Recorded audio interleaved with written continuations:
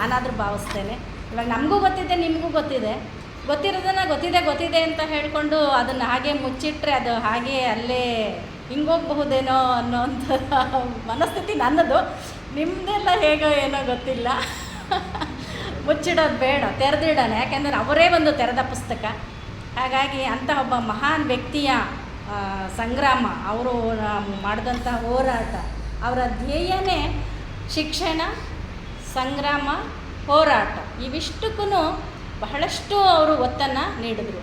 ಒಬ್ಬ ಮನುಷ್ಯನಿಗೆ ಮನುಷ್ಯನಾಗಿ ಹುಟ್ಟಿದ್ದಾನೆ ಅಂತಂದರೆ ಮೊಟ್ಟ ಮೊದಲನೇದಾಗಿ ಅವನಿಗೆ ಶಿಕ್ಷಣದ ಹಕ್ಕನ್ನು ಕೊಡಬೇಕು. ಶಿಕ್ಷಣವನ್ನು ಕೊಟ್ಟರೆ ಅವರಿಗೆ ಬಹಳಷ್ಟು ನಾವು ಜೀವನದ ಮೌಲ್ಯಗಳನ್ನು ಕಲಿಸಬಹುದು ಅನ್ನೋವಂಥದ್ದು ಅವರ ದೃಷ್ಟಿಕೋನ ಆಗಿರುತ್ತೆ.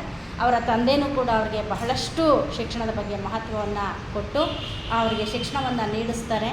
ಅವರಿಗೆ ಶಾಲೆಯಲ್ಲಿ ಕಲಿಯೋದಕ್ಕೆ ಬಹಳಷ್ಟು ಅಡೆತಡೆಗಳು, ನೋವುಗಳು, ಅವಮಾನಗಳು ಏನೆಲ್ಲ ಆದ್ರೂ ಕೂಡ ಎಲ್ಲವನ್ನು ಸಹಿಸಿ ಆ ತಂದೆಯ ಒಂದು ಆಸೆ ಅನ್ನೋ ರೀತಿ ಅಥವಾ ತನಗೇ ಒಂದು ಕಲಿಬೇಕು ಅನ್ನೋವಂತಹ ಮಹದಾಸೆನೂ ಅವರನ್ನು ಬಹಳಷ್ಟು ಎತ್ತರಕ್ಕೆ ಕೊಂಡೊಯ್ಯುತ್ತೆ.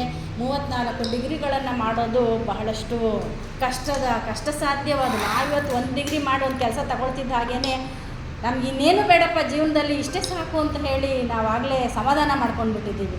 ಆದರೆ ಅವರು ಕಲಿತಂಥ ವಿದ್ಯೆ ಇಡೀ ದೇಶಕ್ಕೆ, ಇಡೀ ಪ್ರಪಂಚಕ್ಕೆ ಮಾದರಿಯಾಗಿದೆ.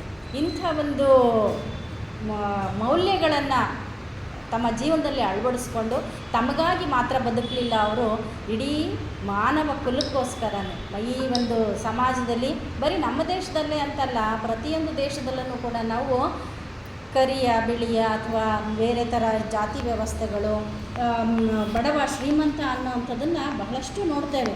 ಇವು ಎಲ್ಲವನ್ನು ಕೂಡ ನಾವು ಯಾವ ಇದರಿಂದ ಪ್ರಾಕ್ಟೀಸ್ ಮಾಡಿದ್ವಿ, ಯಾಕೆ ಬಂತಿದ್ದು, ಇದನ್ನು ಹೇಗಾದರೂ ಮಾಡಿ ಹೋಗಲಾಡಿಸ್ಬೇಕು ಅಂತ ಹೇಳಿ BR ಅಂಬೇಡ್ಕರ್ ಅವರೇ ಅಷ್ಟೇ ಅಲ್ಲ, 2000 ವರ್ಷಗಳ ಹಿಂದೆ ಹೋರಾಟ ಮಾಡಿದಂಥ ಬುದ್ಧನನ್ನು ಕೂಡ ನಾವು ಸ್ಮರಿಸ್ಕೋಬಹುದು. ಬುದ್ಧನು ಕೂಡ ಅದೇ ಹೇಳಿದ್ದು, ಯಾರು ಇಲ್ಲಿ ಮೇಲಲ್ಲ ಕೀಳಲ್ಲ, ಯಾವ ಜಾತಿನೂ ಶ್ರೇಷ್ಠ ಅಲ್ಲ, ಯಾವುದೋ ನಿಕೃಷ್ಟ ಅಲ್ಲ, ನಾವೆಲ್ಲ ಹುಟ್ಟಿರ್ತಕ್ಕಂಥದ್ದು ಮನುಷ್ಯರಾಗಿ ನಾವು ಬಾಳೋಣ ಅಂತ ಹೇಳಿ ಎಷ್ಟೊಂದು ಅವರು ಶಾಂತಿಯುತವಾಗಿ ಸಂದೇಶಗಳನ್ನು ಸಾರ್ತಾರೆ. ಆದರೆ ನಮ್ಮಲ್ಲಿ ಯಾವುದೇ ಬದಲಾವಣೆಗಳಾಗೋದೇ ಇಲ್ಲ. ಹಾಗೆ ಕನಕದಾಸರಾಗಿರ್ಬೋದು, ಪುರಂದರದಾಸರಾಗಿರ್ಬೋದು, 12ನೇ ಶತಮಾನದಲ್ಲಿ ಇದ್ದಂತಹ ಬಸವಣ್ಣನಾಗಿರ್ಬೋದು, ಅವರ ವಚನಗಳ ಮೂಲಕ ಬಹಳಷ್ಟು ನಮಗೆ ನೀತಿಯನ್ನು, ಸಂದೇಶಗಳನ್ನು ನೀಡಿದ್ದಾರೆ. ಆದರೂ ಈ ಒಂದು ನಮ್ಮ ದೇಶದಲ್ಲಿ ಇದ್ದಂತಹ ಜಾತಿ ವ್ಯವಸ್ಥೆಯನ್ನು ತೊಡೆದಾಕೋದಕ್ಕೆ ಸಾಧ್ಯನೇ ಆಗಲಿಲ್ಲ. ಇಂಥ ಒಂದು ಜಾತಿ ವ್ಯವಸ್ಥೆಯನ್ನು ತೊಡೆದುಹಾಕೋದಕ್ಕೆ ನಾವು ಸುಮ್ಮನೆ ಒಂದು ಜನರಲ್ಲಾಗಿ ಒಂದು ಮಾತು ಹೇಳೋದಾದರೆ, ನಮ್ಮ ಭಾರತದಲ್ಲಿ 33 ಮುಕ್ಕೋಟಿ ದೇವತೆಗಳು ಇದ್ದಾರೆ ಅಂತ ಹೇಳ್ತಾರೆ. ಆ 33 ಕೋಟಿ ದೇವತೆಗಳನ್ನು ಕೂಡ ಮಾಡೋಕ್ಕಾಗ್ದಲೇ ಇರೋಂಥ ಕೆಲಸವನ್ನು ಡಾಕ್ಟರ್ BR ಅಂಬೇಡ್ಕರ್ ಅವರು ಮಾಡಿದ್ದಾರೆ. ನಮಗೆ ಸಂವಿಧಾನದ ಮೂಲಕ ಅವರು ಪಟ್ಟಂತಹ ನೋವುಗಳ ಮೂಲಕ ನನ್ನ ನೋವು ಮತ್ತೊಬ್ಬರಿಗೆ ಮುಂದುವರಿಬಾರ್ದದು ಅಂತ ಹೇಳಿ ಬಹಳಷ್ಟು ಅವರು ಅಧ್ಯಯನವನ್ನು ಮಾಡಿ ಸಂವಿಧಾನಗಳನ್ನೆಲ್ಲ ಕುರಿತು ಅವರು ವಿಶ್ಲೇಷಣೆಯನ್ನು ಮಾಡಿ ನಮ್ಮ ದೇಶಕ್ಕೆ ಎಂಥ ಒಂದು ಸಂವಿಧಾನವನ್ನು ಕೊಡಬೇಕು, ಅದರಲ್ಲಿ ಎಂಥ ಒಂದು ರೂಪುರೇಷೆಗಳಿರಬೇಕು, ಮತ್ತು ವಿಶಾಲವಾಗಿರ್ತಕ್ಕಂಥ ಬೃಹದಾಕಾರವಾಗಿರ್ತಕ್ಕಂಥ ತಾವೇ ಸ್ವತಃ ಕೈಯಿಂದ ಬರೆದಂತಹ ಒಂದು ಸಂವಿಧಾನವನ್ನು ನಮ್ಮ ದೇಶಕ್ಕೆ ಇವತ್ತು ಅವರು ಕೊಟ್ಟಿದ್ದಾರೆ. ಅದನ್ನು ನಾವು ಉಳಿಸ್ಕೋಬೇಕಾಗಿದೆ. ಇವತ್ತಿನ ಒಂದು ಪರಿಸ್ಥಿತಿಯಲ್ಲಿ ನಮಗೆಲ್ಲಿ ಪ್ರಜಾಪ್ರಭುತ್ವನೇ ನಾಶ ಆಗ್ತಾ ಇದೆಯೋ, ಎಲ್ಲಿ ನಾವು ಅದನ್ನು ಕೂಡ ಕಳ್ಕೊಳ್ತಾ ಇದ್ದೀವೋ ಅನ್ನೋಂತಹ ಜಿಜ್ಞಾಸೆ ಮತ್ತು ಅನುಮಾನ, ಸಂಕಟ ಎಲ್ಲವೂ ಕೂಡ ಶುರುವಾಗಿದೆ. ಇವತ್ತು ನಡೀತಾ ಇರ್ತಕ್ಕಂಥ ಯುದ್ಧಗಳ ಭೀತಿ ಇರಬಹುದು, ಮತ್ತು ನಮ್ಮಲ್ಲೇ ಇರ್ತಕ್ಕಂಥ ರಾಜಕೀಯ ಪ್ರೇರಿತವಾಗಿರ್ತಕ್ಕಂತಹ ಕೆಲವೊಂದು ಘಟನೆಗಳಿರಬಹುದು, ಮತ್ತು ನಾನೊಬ್ಬನೇ ಬೆಳಿಬೇಕು ಅನ್ನೋಂತಹ ಸ್ವಾರ್ಥತೆ, ಇವೆಲ್ಲವನ್ನು ಕೂಡ ನಮ್ಮನ್ನು ಮತ್ತು ನಮ್ಮ ಸಮಾಜವನ್ನು ಎಲ್ಲೋ ಒಂದು ಕಡೆ ಕರ್ಕೊಂಡು ಹೋಗ್ತಾ ಇದೆ. ಅದನ್ನೆಲ್ಲ ನಾವು ಬದಿಗೊತ್ತಬೇಕು. ನಾವೆಲ್ಲರೂ ಒಂದೇ ಅನ್ನುವಂತಹ ಒಂದು ಸಹಬಾಳ್ವೆಯನ್ನು, ಸಹಜೀವನವನ್ನು ನಾವು ನಡೆಸಬೇಕು.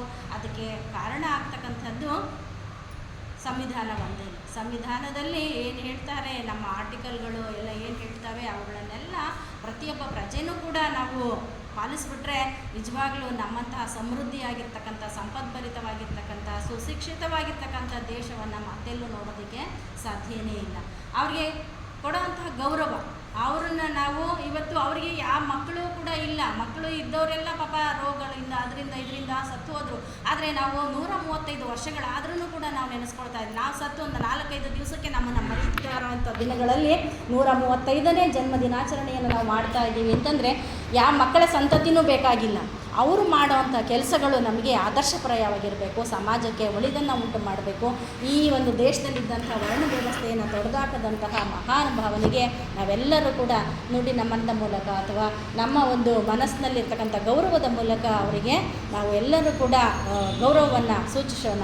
ಹಾಗೆಯೇ ನಾವು ನಮ್ಮ ಮಕ್ಕಳಲ್ಲಿ ನಾವೇನು ಕಲಿಸ್ತಾ ಇದ್ದೀವಿ, ಎಲ್ಲರೂ ಕೂಡ ಶಿಕ್ಷಕರಾಗಿದ್ದೇವೆ, ನಮ್ಮ ಮಕ್ಕಳಲ್ಲೂ ಕೂಡ ಅವರಿಗೆ ಇರೋಂತಹ ಶಿಕ್ಷಣದ ಬಗ್ಗೆ ಏನು ಒಲವಿತ್ತು ಅಂಥ ಒಂದು ಒಲವನ್ನು ನಮ್ಮ ಮಕ್ಕಳಲ್ಲೂ ಕೂಡ ಮೂಡಿಸಿದ್ರೆ, ವಿದ್ಯಾವಂತರಾದರೆ ಮುಂದಿನ ದಿನಗಳಲ್ಲಿ ಅವರು ಸತ್ಪ್ರಜೆಗಳಾಗ್ತಾರೆ ಅನ್ನೋಂತಹ ಮಹದಾಸೆಯನ್ನು ಇಟ್ಕೊಳ್ತಾ, ಮಕ್ಕಳು ಯಾರು ಇಲ್ದಿದ್ರಿಂದ ಕರೀರಿ ಸರ್, ಇಲ್ಲಿ ಕೂತ್ಕೊಳ್ಳಿ.